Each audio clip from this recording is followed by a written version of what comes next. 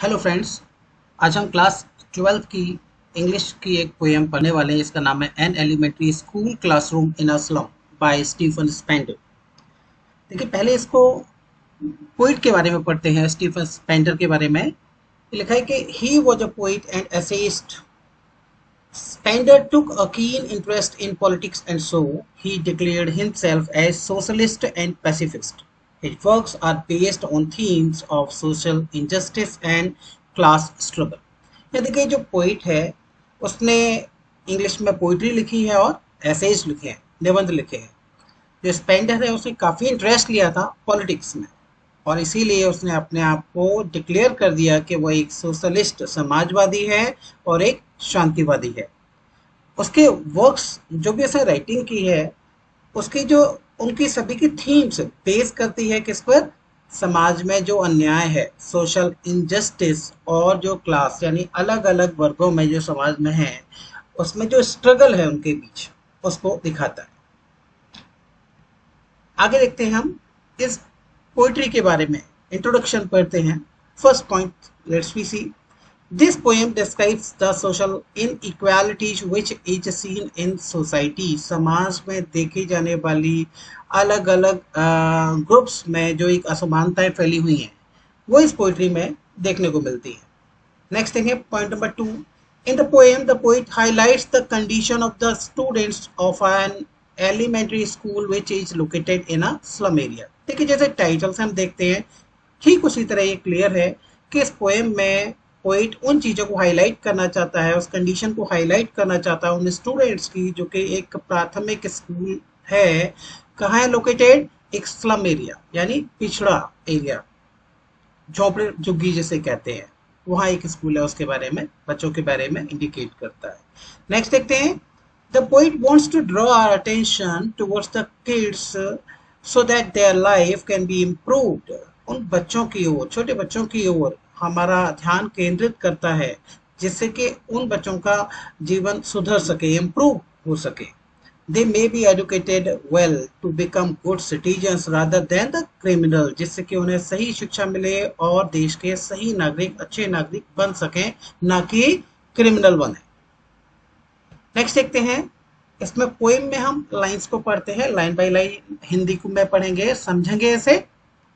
Far, far from gusty waves, these children's faces like rootless weeds.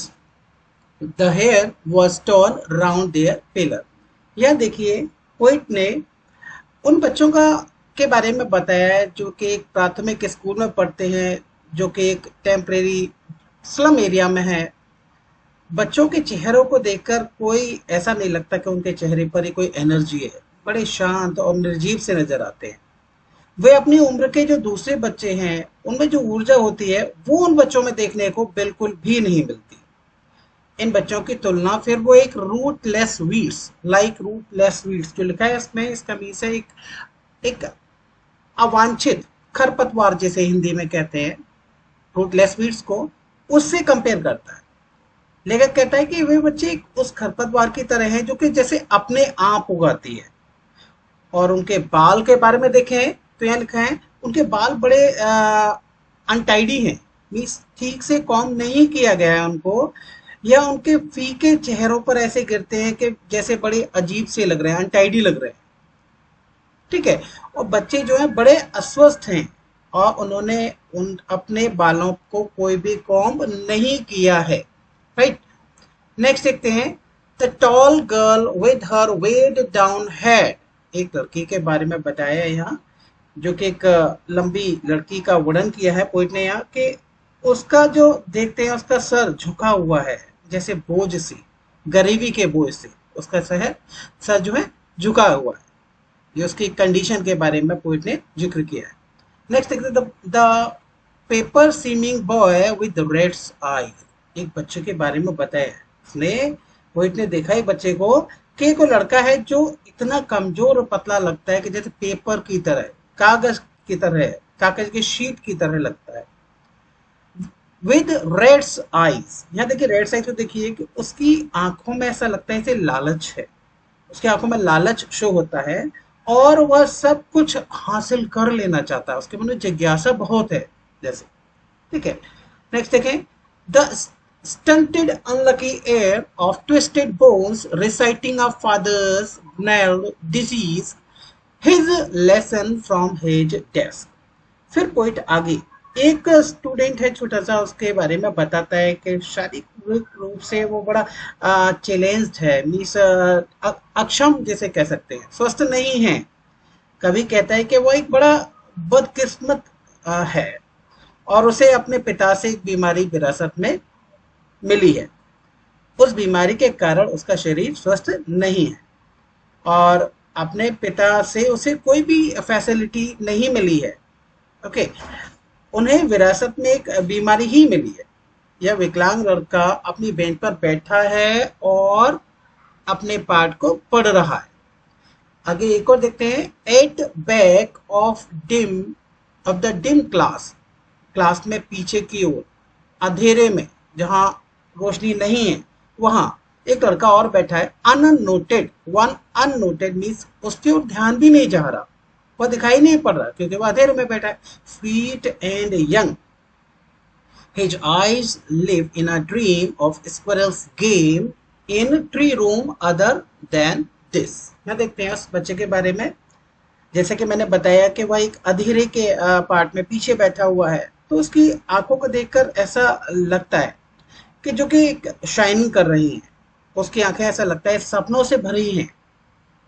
वह class में ध्यान दे ही नहीं रहा क्योंकि उसका ध्यान कहीं और है और ऐसा लग रहा है जैसे ट्री हाउस जो होता है उसमें गिलहरी स्क्विरल खेल रही है, तो उसका ध्यान वहां ज्यादा है, क्लास की ओर नहीं है। आगे देखते हैं, ऑन सोर क्रीम वॉल्स डोनेशंस। यहाँ देखिए जो क्लासरूम है उसमें दीवारों का पोइट ने वर्णन किया है, कैसे क्या सोर क्रीम वॉल्स।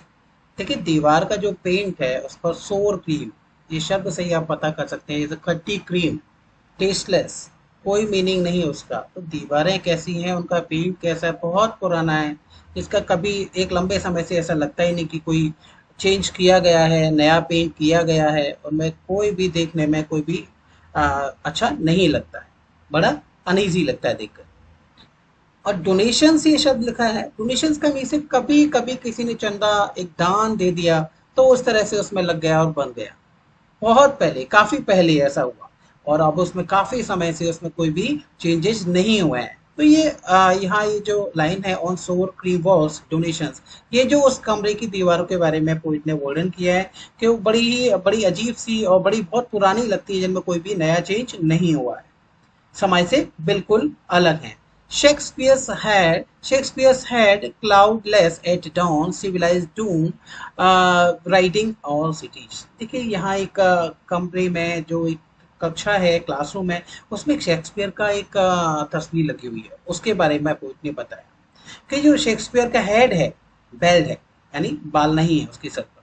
तो देखिए cloudless at dawn, civilize dome riding all cities, कैसे लगता है देखकर, जैसे सुबह सुबह आप सूरज को देखें, दूर से गुंबज की तरह से लगता है सूरज, और ऐसा लगता है जैसे वो दुनिया से सबसे पीछे, बहुत दूर है, काफी दूर है, बहुत अलग है।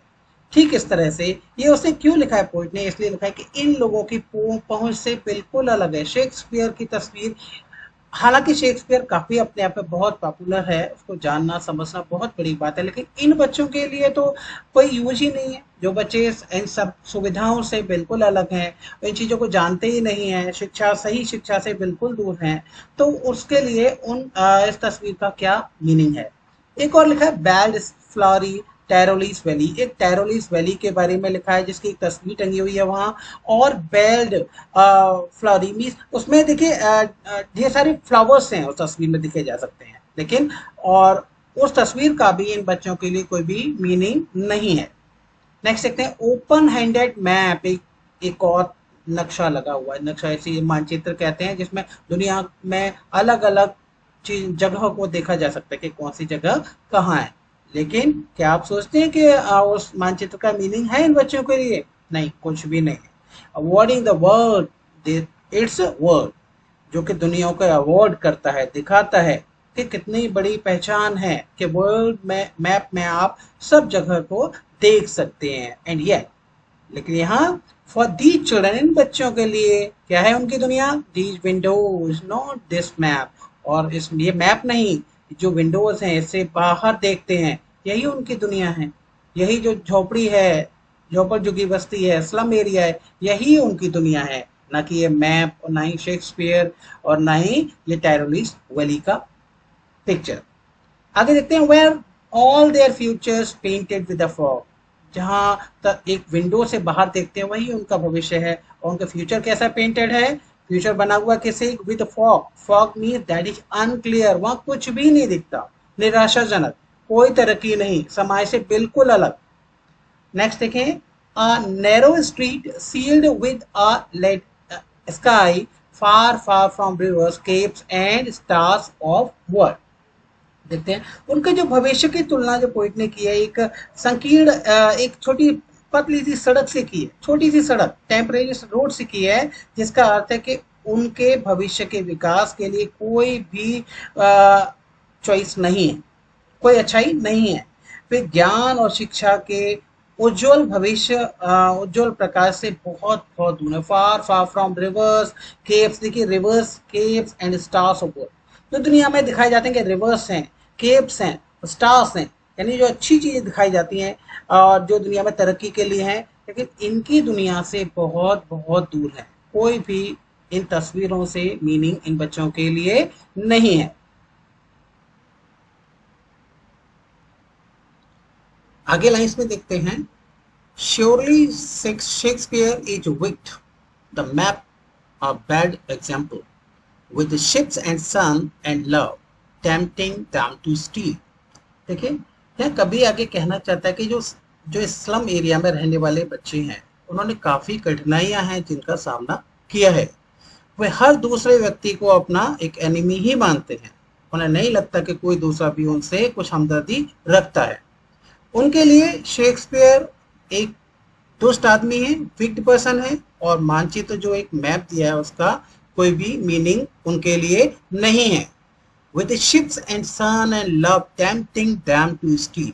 आगे देखते हैं, उन्हें कभी किसी के द्वारा एक पसंद तो किया ही नहीं गया है। समाज में देखते हैं उनको इग्नोर किया जाता है, जो लोग यहाँ इस एरिया में रहते हैं, इसलिए वे लगभग सभी से हेट करते हैं। दूसरों से प्यार करने की इच्छा उन्हें चोरी करने के लिए, स्टील करने के लिए मजबूर कर देती है, और वे छोटे छोटे से घरों में रहते हैं जिनका कोई मीनिंग नहीं है। For lives that slyly turn in their cramped holes from fog to endless night. On their slag heap, the children wear skin peeped through by bones and spectacles of steel with mended glass। आगे देखते हैं, इसमें वे छोटे छोटे घरों में रहते हैं और उनका जीवन एक अंतहीन रात की तरह होता है, जो कभी खत्म ही नहीं होती। एक रात वो जो इनकी खत्म ही नहीं होती, यानी कि इनकी कभी सुबह, एक तरक्की वाला समय कभी नहीं आता है। इसका मीनिंग आप ये कह सकते हैं कि उनका भविष्य अंधकार से भरा हुआ है। ये बच्चे इतने पतले होते हैं कि त्वचा, इनकी स्किन को देखें तो आप ऐसे लगती है कपड़े की तरह, ठीक है। हड्डियों को उनमें क्लियरली दिखाया जा सकता है, बहुत पतले दुबले होते हैं, ऐसा लगता है एक्सप्लॉइटेड, जैसे एक शब्द कहते हैं, कुपोषण का शिकार जिसे कहते हैं। और वे जो स्टील का एक चश्मा पहनते हैं, कह सकते हैं आप, जो चश्मे पहनते हैं वो स्टील के बने होते हैं, और वे बहुत ही अजीब से होते हैं। यहाँ तक कि जो चश्मे में लगे लेंस होते हैं उनकी भी मरम्मत की जाती है, और जो चश्मे पत्थरों की तरह दिखते हैं, उनकी कंडीशन देखिए, और मरम्मत कांच के टुकड़ों से की जाती। यहाँ तक कि जो कवि है हमें यह बताने के लिए कोशिश करता है कि इन बच्चों को अपने जीवन में कितनी कठिनाइयों का सामना करना पड़ता है। जैसे जैसे ये झुग्गियां हैं और बड़ी होती जा रही हैं, और इनकी कंडीशन और भी दयनीय होती जा रही है, और ऐसे बच्चों का बच पाना सच में बड़ा कष्टकारी है। With mended glass like bottle bits on stones, all of their time and space are foggy slum. सब इसी एरिया में रहते रहते उनमें कोई तरक्की देखी नहीं जा सकती है। सो ब्लॉट देयर मैप। अब देखिए कवि लास्ट पार्ट में क्या है कि सरकार को और हम लोगों को यह आग्रह करता है कि हम इसमें सोचें और उन्हें अपडेट करें, अपग्रेड करें, आगे बढ़ाएं, कोशिश करें जिससे कि वहाँ सुधार हो सके। देखिए पढ़ते हैं, unless governor, inspector, visitor, this map becomes their window and these windows that shut upon their lives like catacombs.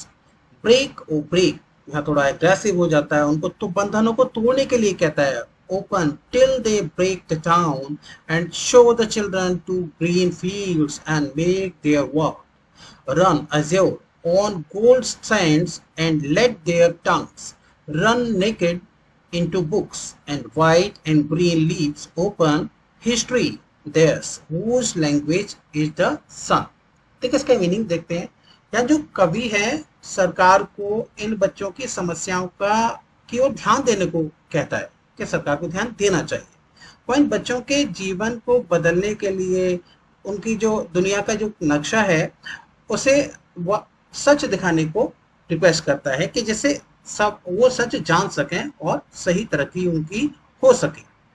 अब उनके पास जो फैसिलिटी नहीं है और जो पुअर है, इस नेचर से उनके पास कुछ प्रतिबंध हैं, उनको तोड़ा जाए, उन्हें आगे बढ़ाया जाए, ऐसा लेखक चाहता है। देखते हैं, वह चाहता है कि ये जो गवर्नर और ये जो अधिकारी पोस्ट दिए है, गवर्नर, इंस्पेक्टर, विजिटर, इन सब के बारे में उसने कहा है कि इन लोगों को चाहिए क्या कि आप सब मिलकर के बच्चों के सपनों को देखने में मदद करें कि बच्चे जो है सपने देखें और उन्हें साकार कर सकें, क्योंकि यह उनके कोहरे से दूर आकाश में ले जाएगा, एक ओपन खुले आकाश में ले जाएगा जहां उन्होंने कभी सोचा भी नहीं, कभी जान ही नहीं पाई कि दुनिया क्या है। कभी कहता है कि इस तरह से बच्चों को जो प्रेजेंट जो उनकी कंडीशन है अंधेरे वाली, उससे उन्हें अच्छे भविष्य में, सुंदर भविष्य की ओर ले जाया जा सकता है, ऐसा सुझाव दिया है।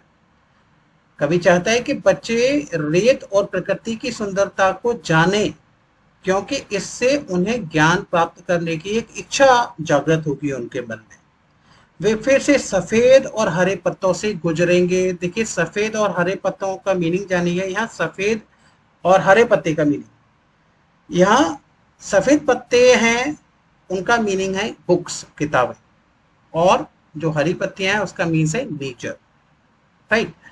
यह तब उन्हें सुधार देगा, जब वो इन दोनों चीजों को जानेंगे तो वो सुधर जाएंगे और उनमें सुधार अपने आप आएगा, वो सही चीज को जानेंगे, वे अपने लिए एक उज्जवल भविष्य, अपना एक अच्छा सा भविष्य बना सकेंगे। तो इस तरह से कवि ने एक समाज में एक तस्वीर को दिखाया है कि कुछ लोग कैसे किस तरह से पिछड़े होते हैं और हमारी उनके लिए क्या जिम्मेदारी है।